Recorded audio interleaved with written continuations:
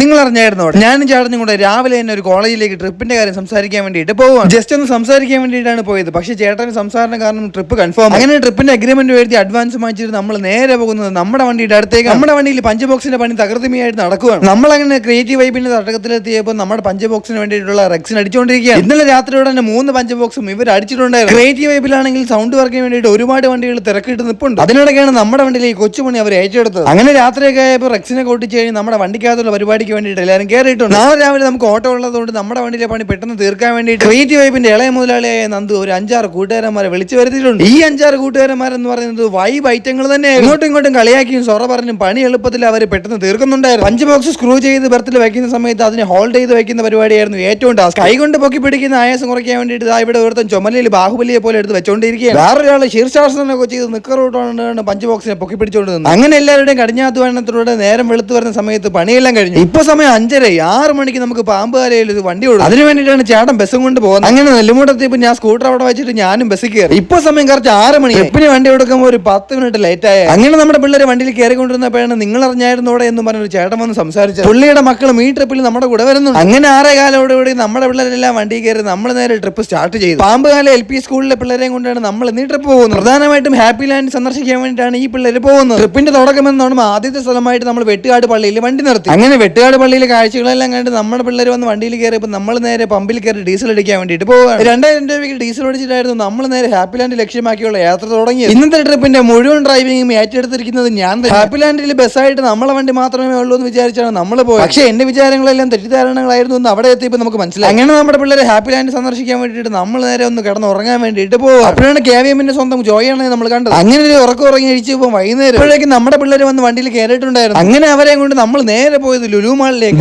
ഇവിടെ മഞ്ഞ ചുരിദാർ ഇട്ടുകൊണ്ടിരിക്കുന്നതാണ് നമുക്ക് ട്രിപ്പ് തന്ന ടീച്ചർ. അങ്ങനെ നമ്മൾ ടീച്ചറിനെയും പിള്ളേരെയും ലുലു മാളിന്റെ അകത്തേക്ക് കയറ്റി. അപ്പോഴാണ് നമ്മുടെ ജിസ്തിന്റെ വണ്ടി ഫ്രണ്ടിലൂടെ പോകുന്നത് കണ്ടു. തൊട്ട് പിന്നാലെ പാരഡൈസിന്റെ ചെറുക്കനുണ്ട്. അങ്ങനെ അവർക്കൊക്കെ ഒരു ചാറ്റ് കൊടുത്ത് നമ്മുടെ പിള്ളേരെ എടുത്ത് നമ്മൾ നേരെ സ്കൂളിൽ കൊണ്ട് ആളെ. എന്നിട്ട് വണ്ടി കഴിയത് മൊത്തം നമ്മുടെ അപ്പു സാറാണ്. ബാക്കി നാളെ.